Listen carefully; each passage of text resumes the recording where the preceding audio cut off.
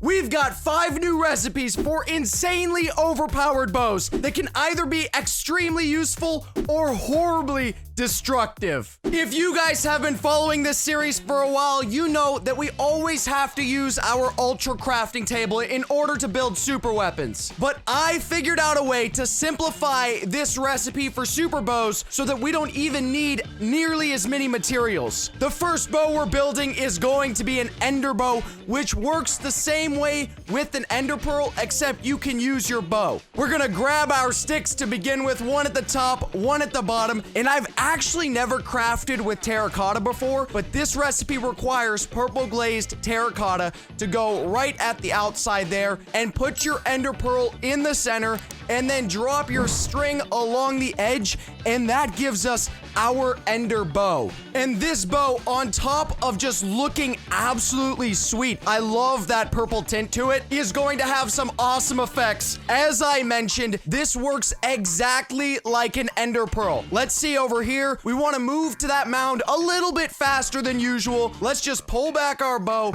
shoot, and we teleport straight to the arrow's landing location. And we can actually shoot these arrows pretty far if we wanted to be able to get up really high very quickly. Oh, looks like I shot directly over the mountain, and it took a while for us to teleport. You guys, we can't even see the village anymore because we shot that arrow so far. I have no idea where the village even is anymore. Hold on, let's try back that way. Okay. Easy enough. Climb to the top here. Go around through this side. I see the village now, I think. We shot that arrow all the way over the mountain and teleported to the other side of it. Okay, this might get us wrecked, but let's just see how far we can shoot this arrow and teleport. 3, 2, 1. Go, go, go, go, go, go, go. Oh my gosh. From the top of that mountain all the way over here. Can we get even farther? What if we shoot way up in the air like this? Guys, we teleported all the way across this mountain. Back to the other side. The weight. You have no idea where you're gonna end up, and then boom. Our village is all the way over there. Okay, back to the village for recipe number 2. For our second recipe, we're taking things from useful to destructive, and we need this bucket of lava in order to make that happen. Pop into the crafting table here. You got your blaze rods, and you could probably guess how this is going to look, but just like this, a lava lava bucket right there in the center. Grab your string along the edge, and we get our flaming lava bow. Now, this thing is going to make a mess, so instead of teleporting around the village, let's just go and run away from the village temporarily, get to some open space to see this thing get into action. Getting a quick look at this bow because it looks awesome. This is definitely the style of bow that Preston would be using because, of course, it's got that flame logo to it. Looks kind of awesome with the flame colors. Let's get it into action though and take a shot at something. Let's just test it on the ground over here to begin with. Oh, there's some sheep there. We'll see what happens to them in a second. But one shot here at the ground, and you could see lava explodes from the area where the arrow lands. And it isn't just one block. That is a huge chunk of lava that comes out. I wonder what happens if we shoot the sheep directly. I am really sorry to you and anybody that's related to you because bye-bye. Oh, if we shoot the sheep directly, it takes away the lava effect and just damages the sheep, which could be incredibly useful to have on hand, because then we can just shoot the sheep and we instantly get all of that meat. But if we want it to be cooked meat, I think I might be onto something here, guys. Let's shoot right near the sheep. On the other side too. And they're falling in, but I think we're losing the meat in the lava, guys. I'm pretty sure we're losing all of the meat inside the lava right now. This guy, okay, get away from the lava. Don't hit myself. This is just horribly destructive. The top of the tree, I'm scared the lava's gonna get to me. We have a lava mess all around here. I don't want to take the whole world down, so let's be careful. This bow, I feel like, is a little too destructive for me. I feel like I could get myself in some serious trouble using this thing. Oh, I just fell in the water. Okay, out of the water. What happens if we shoot into the water with the bow?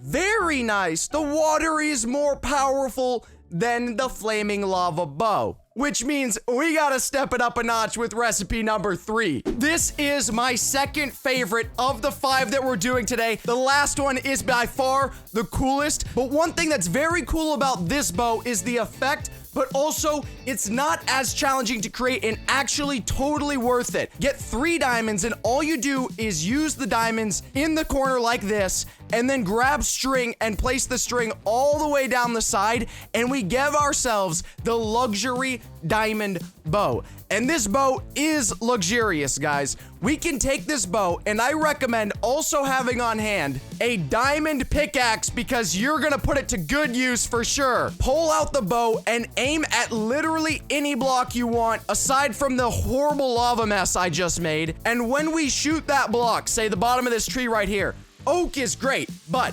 how about diamond?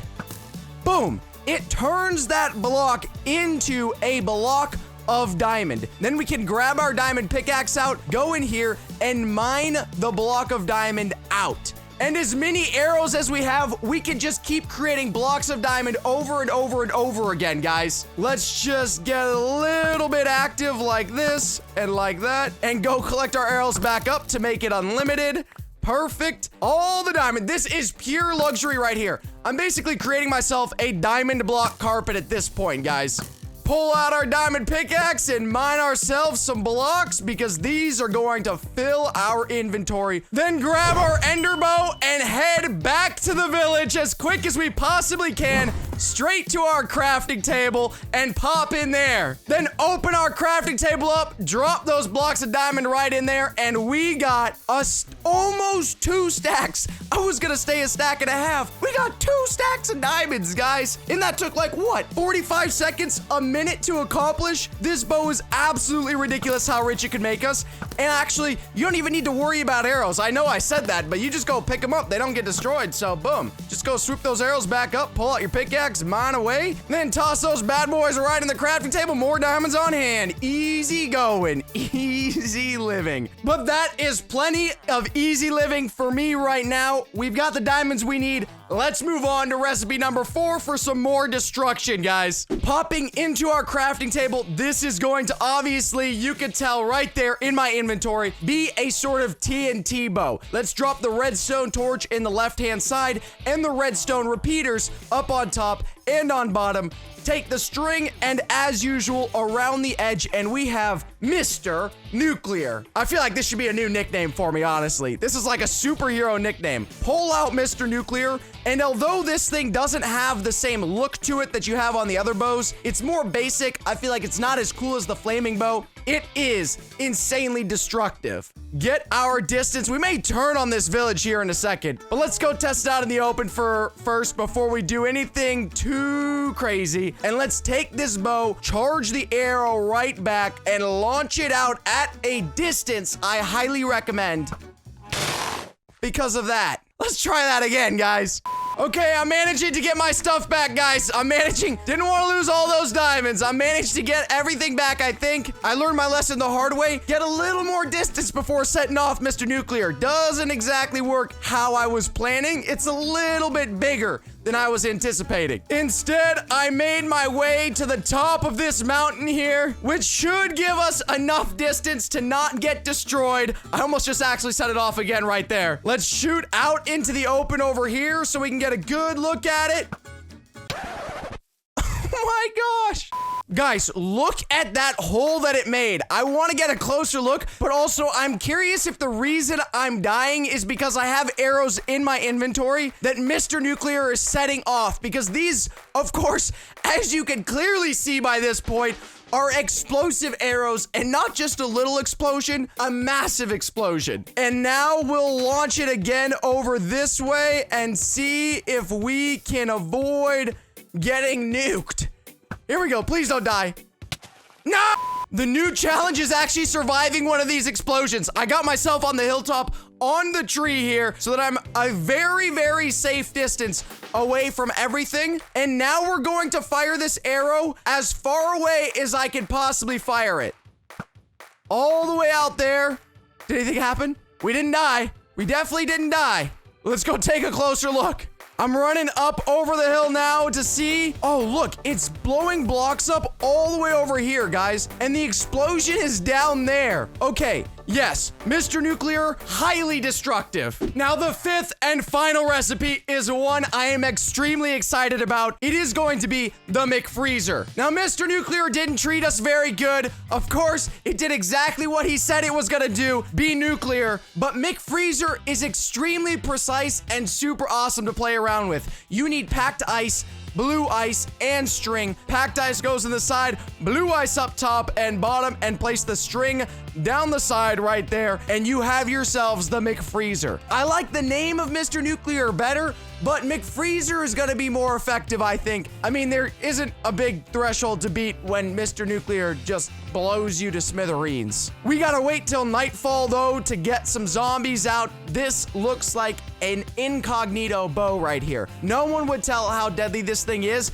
but you are going to see as that sun right behind me sets and the zombies rise, how much damage we can do exactly. And we have nightfall, which means find our first victim. The lava is actually lighting up the ground and the first nuclear explosion is looking massive, but I see a zombie over here. Let's run over there so we can put McFreezer to good use. Go up to him, and instead of shooting him with an arrow, we're just gonna hit him once, and he turns into a block of ice, frozen in place just like that. We don't have to worry about a thing with the McFreezer on hand. We just whack, and we make ourselves a museum of zombies that we can not look at because the Enderman is there. Let's dodge that. Run over this way and see one over here. This museum of zombies, I'm charging $15 for admission, guys. You can either pay the $15, come in and look at my museum, or you can hit that like button and subscribe if you haven't already, and you get free entry to the Frozen Zombie Museum.